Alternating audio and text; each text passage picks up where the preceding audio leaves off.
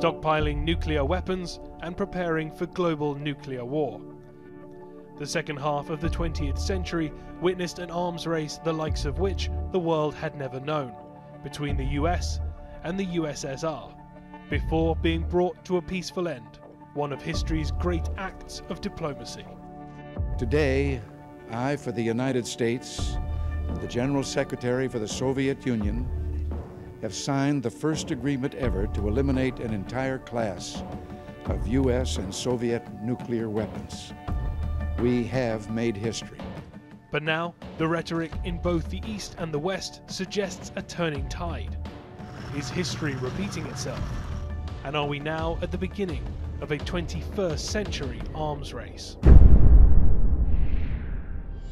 US-Russia relations have significantly deteriorated in recent years.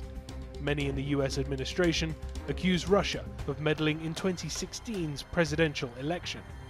And the two global powers back different sides in the war in Syria. A recent speech from Russian President Vladimir Putin made for uncomfortable viewing in Washington. He described a low-flying, barely noticeable cruise missile carrying a nuclear warhead, having unlimited range, unpredictable trajectories, and the ability to move around missile shield intercepts, and said it was invincible to all current and projected anti-missile and anti-aircraft systems. Он идет к цели как метеорит.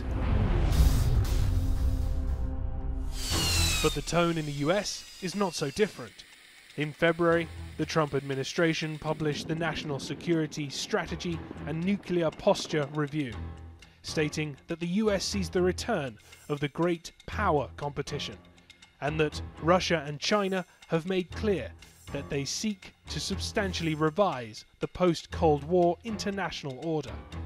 President Trump has frequently touted US increases in military spending. It has just been announced that we will be spending almost $700 billion on our military and defense.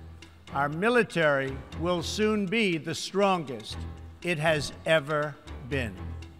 And in October of last year, rumors circulated that Trump wanted to increase the country's nuclear stockpile. When does defense spending begin to look like preparations for war? Vladimir Putin! Putin's comments may simply make for good pre-election soundbites, but could they be an indicator of a new age of military development? And how would increased Russian strength change the face of global security?